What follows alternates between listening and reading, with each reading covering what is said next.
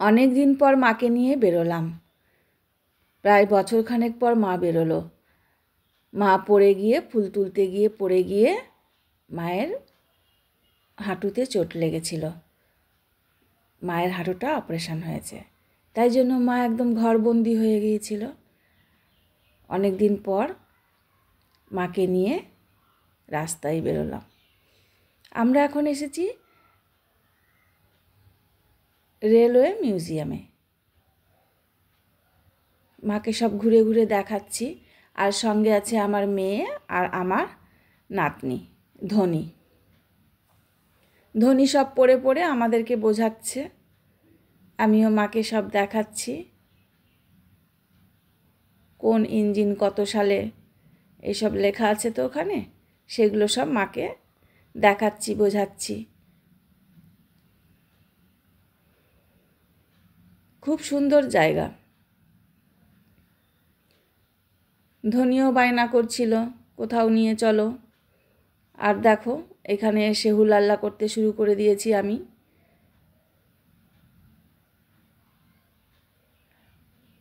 মাকেও দাঁড় করিয়ে একটা ছবি তুলেছি, ভালো লাগছে দেখতে।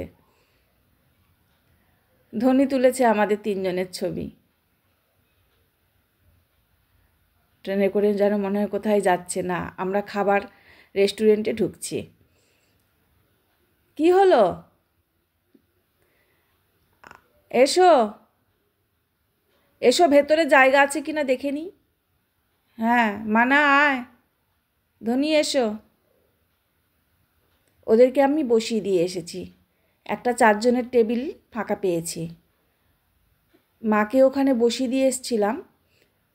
গার্ডেনের ওখানে যে সিটগুলো আছে, মাকে বললাম আস্তে আস্তে তুমি উঠে এসো।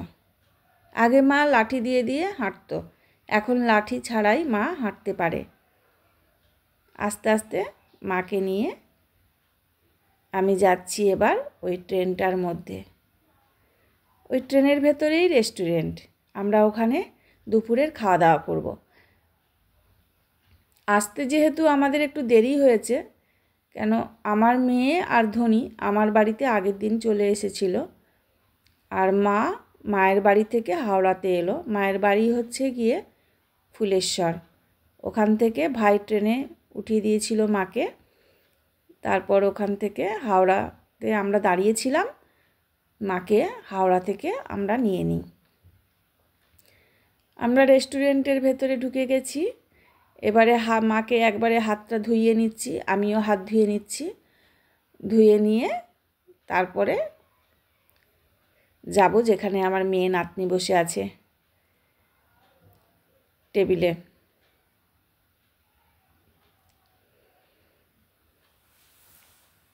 কি সুন্দর না? দারুণ লাগছে কিন্তু দেখতে। এই ভেতরে ঢুকলাম। চলো আস্তে আস্তে চলো, তাড়াহুড়োর দরকার নেই।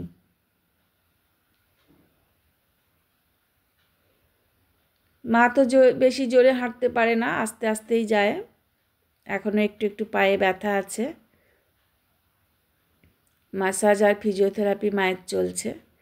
এই যে মেয়ে আর নাতনি এখানে টেবিলে বসে আছে।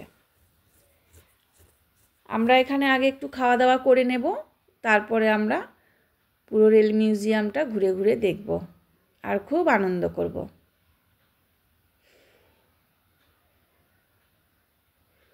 ওই দিকটাই করে বসো, ওই সিটটাই সরে বসো। সামনের দিকটায় আমি বসবো, তুমি ওই দিকটায় বসো। চাদরটাকে খুলে দাও মা, ব্যাগটা আমাকে দাও, চাদরটা খুলে দাও। আমি ভাঁজ করে ব্যাগের মধ্যে রেখে দিচ্ছি এক সাইডে, তাহলে তুমি ভালোভাবে বসে খেতে পারবে। সাবধানে, পায়ে লেগে না যায়। শাড়ি টাড়িগুলো ভালো করে তুমি গুছিয়ে নিয়ে বসো। কিরে, কিছু অর্ডার দিলি? দে। টেবিল পরিষ্কার করে দিয়ে গেছে, এবার আমরা খাবার জন্য বসে রয়েছি। খাবার আসতে অনেক দেরি করছে, জানি না কখন খাবারটা দেবে, দেরিও হয়ে যাচ্ছে। আর আমরা ফটো তুলতে ব্যস্ত বসে বসে।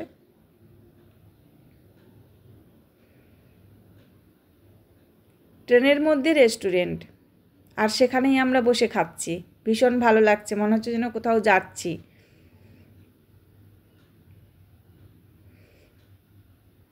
মা বলছে ছবিটা বার করবে, মোবাইলে যে ছবিটা আমরা তুলেছি মা বলছে ওটাকে বার কর। খাওয়া দাওয়া হয়ে গেছে, এবার আমরা যাচ্ছি গার্ডেনের দিকটায়। আর এইদিকে আছে চক্ররেল।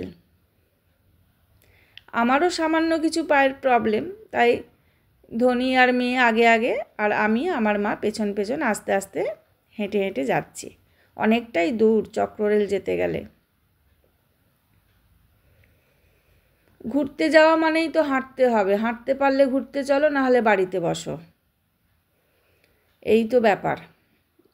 এই যে দূরে চক্ররেল দাঁড়িয়ে আছে,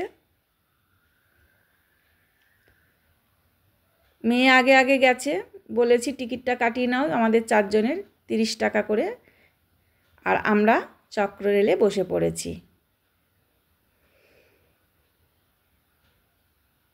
এবার গোল গোল করে ঘুরবো চক্ররেলে, আর তোমাদের পুরোটা দেখাবো, তোমরা দেখতে থাকো।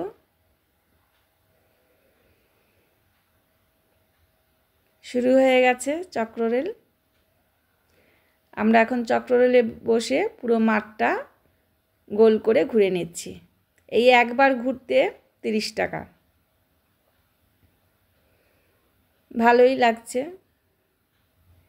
সেই ছোটোবেলাকার কবিতা মনে পড়ছে, তাল গাছ কি এক পায়ে দাঁড়িয়ে,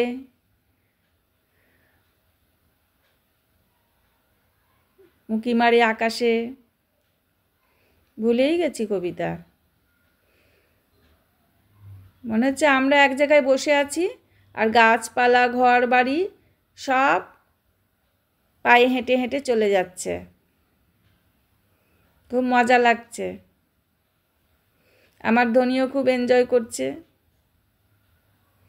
মায়েরও খুব ভালো লাগছে। সেইভাবে মা কোনোদিনও কোথাও ঘুরতে বেড়াতে যায়নি, আমরাও খুব কমই যাই।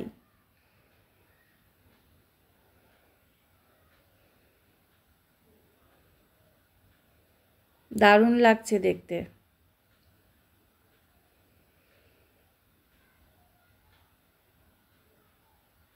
সারাদিন ঘুরতেই সময় লেগে যাবে, এত বড় জায়গা।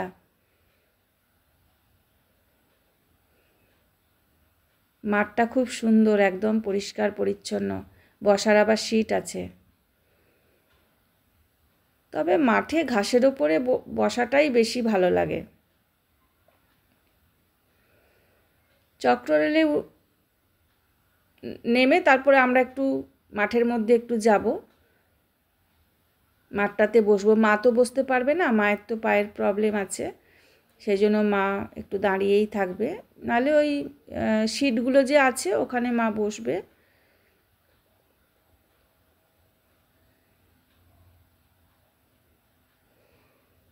খুব ভালো লাগছে, অনেকেই এসে সব ওখানে বসে আড্ডা দিচ্ছে জমিয়ে।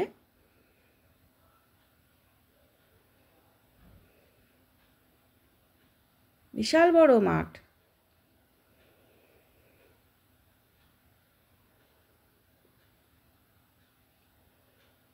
চক্ররেলে ঘুরতেই 20 মিনিট লাগবে।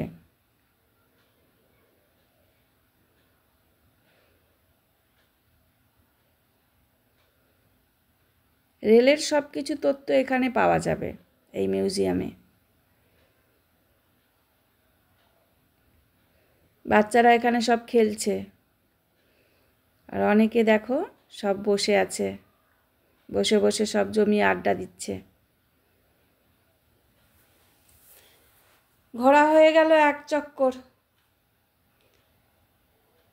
এবার আমরা ঘুরে ঘুরে দেখব, আরও অনেক কিছু দেখার আছে, আর ছবি তুলব।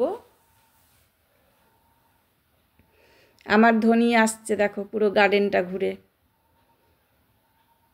ধনী তাড়াতাড়ি এসো, আর স্টাইল দিতে হবে না তোমায়।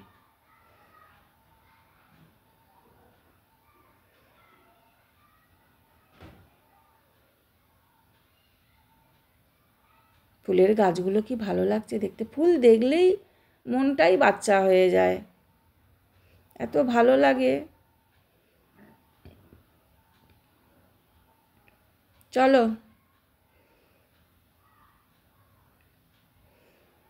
মা দাঁড়িয়ে ছবি তুলতে ব্যস্ত, আমার মেয়ে। আমি কেন বাদ যাব, মেয়ের সাথে তুলি। আমরা 4 জনে মিলে তুলছি। মাঠের একটা ছেলেকে ধরে নিয়ে এসছি, আমাদের একটা ছবি তুলে দাও ভাই। কাউকে ছাড়ছি না, সবাইকে পরেশান করছি।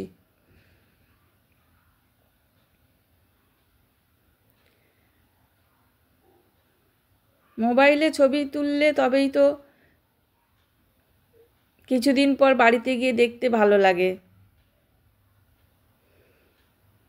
আমি তো পুরো একদম বসেই পড়েছি। আজকের দিনটা আমাদের খুব ঘোরাঘুরি করে ভালোই লাগলো। এবার আমরা বাড়ি যাব। ট্রেনের মধ্যে উঠে পড়েছি, সন্ধ্যা হয় হয় অবস্থা। আকাশে দেখো আবির মাখা মেঘটা কি ভালো লাগছে, সূর্য ডোবে ডোবে সেই মেঘটা খুব সুন্দর লাগছে। আমি তো গেটের সামনেই দাঁড়িয়ে আছি। এবার আমরা কোন্নগর স্টেশনে চলে এসেছি, এবার নামবো। আর কোন্নগর স্টেশনে নেমেই 1 কাপ করে চা খেয়ে বাড়ি যাব। টাটা।